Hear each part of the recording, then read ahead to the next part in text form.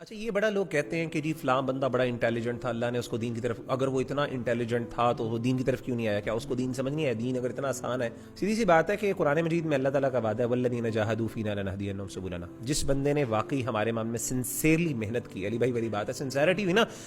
جو حق کو قبول کرتا ہے، اللہ کہتے ہیں میرا وعدہ ہے لنہدینہم سبلنا، اس میں ایگزیجریشن ہے، اس میں یعنی ایمفسس ہے کہ ہم ضرور بضرور اس کو گائیڈ کرتے ہیں، یہ اللہ کا وعدہ، ورنہ تو آپ مجھے بتائیں کہ ٹیسٹ ہی ختم ہو گیا، ایک بندے نے پوری زندگی محنت کی حق کو پہچاننے کے لیے، وہ سنسیئر بھی تھا، اس کو حق نہیں پہنچا، تو قیامت کے دن وہ اللہ کو یہ نہیں کہہ سکتا اللہ میں نے تو کوشش کی تھی،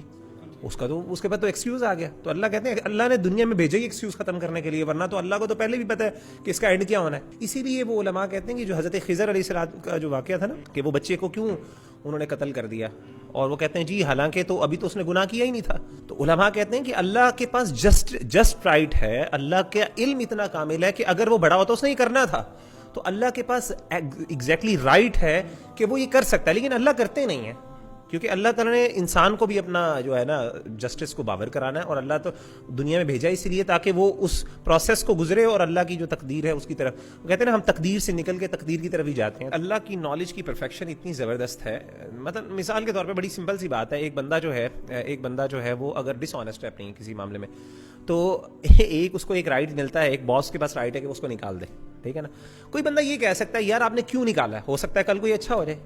مطلب کل کو اچھے ہونے کا تو کوئی دلیل کسی کے پاس نہیں ہے نا۔ مسئلہ یہ ہوتا ہے کہ اللہ کی نالج اتنی پرفیکٹ ہے کہ اس کا نہ کرنا بھی کرنے کے برابر ہے، یعنی ایک بندے نے عمل نہیں بھی کیا تو وہ ایسے ہی ہے کہ اس نے کیا، کیونکہ اللہ کے ہاں تو وہ بالکل ایسی چیز ہے جیسے فلم ہے۔ اللہ تعالیٰ کا علم جو ہے، یہ دیکھیں علم نالج کسی ایکشن پہ یعنی انفلوئنس نہیں کرتا، ضروری نہیں ہے۔ اس کی عام طور پہ مثال ایسے ہی ہوتی ہے کہ جیسے کہ یعنی وہ ایک ٹیچر ہے نا، وہ ایک اسٹوڈنٹ ہے، وہ جو ہے نا وہ ٹیچر پہلے سے ایک کلاس میں کہتا ہے یار تو پکا فیل ہے، وہ فیل ہو جاتا ہے، وہ کہتا ہے ٹیچر میں آپ کے کہنے کی وجہ سے فیل ہوا،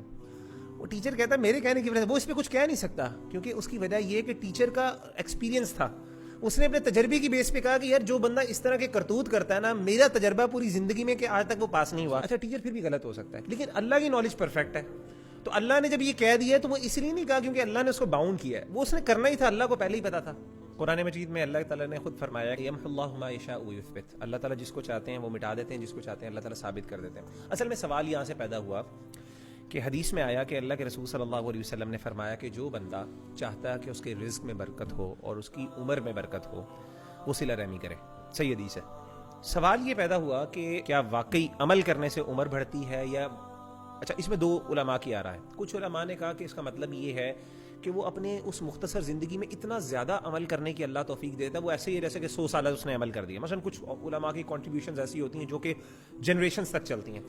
اور مال میں برکت کا مطلب یہ ہے کہ اللہ اس کے مال میں اتنی برکت ڈال دیتے ہیں کہ وہ مال اس کے لیے مور دین سیٹسفیکٹری ہو جاتا ہے، یعنی ہو جاتا ہے۔ اللہ کے رسول صلی اللہ علیہ وسلم نے فرمایا کہ جب بچہ ماں کے پیٹ میں ہوتا ہے تو فرشتہ آتا ہے، اور فرشتہ آگے اللہ تعالیٰ سے پوچھتا ہے مضغہ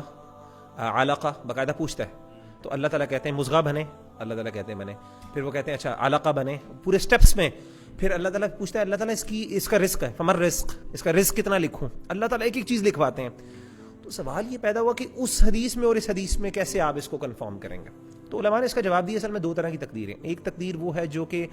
ہے نا اللہ نے لکھ دی ہے اپنے لوح محفوظ میں، وہ تو اٹل ہے، وہ فائنل چیز ہے، لیکن ایک تقدیر اللہ نے وہ لکھی ہے جو کہ چینج بھی ہو سکتی ہے، وہ فرشتے کے پاس لکھی گئی ہے، وہ جو لکھتا ہے نا اس وقت میں۔ تو علماء کہتے ہیں یمحو اللہ ما یشاء ویثبت میں جو تقدیر کا معاملہ جو اللہ تبدیل کرتے ہیں نا، وہ دعا کی وجہ سے، عمل کی وجہ سے، اس عمل کی وجہ سے وہ والی تقدیر یوز کرتے ہیں، چینج کرتے ہیں جو کہ اللہ نے بنائی، لیکن الٹیمیٹلی اللہ کی پرفیکٹ نالج کے مطابق وہ پتہ ہوتا ہے کہ فائنل الٹیمیٹ کی زندگی وہی ہوگی۔ تو کہنے کا مطلب ہے کہ یہ پورا والا تقدیر کا مسئلہ ہے، اور میں آپ کو یہ بھی بتاؤں ہمارے بھائیوں اور بہنوں کو، مطلب میرا خیال ہے یہ بڑا ضروری ہے، تقدیر کا مسئلہ پوری طرح سمجھ آنا آپ سے ریلیونٹ ہی نہیں ہے، یہ ایک بہت بڑا مسئلہ ہے ہمارے ہاں۔ جب ہم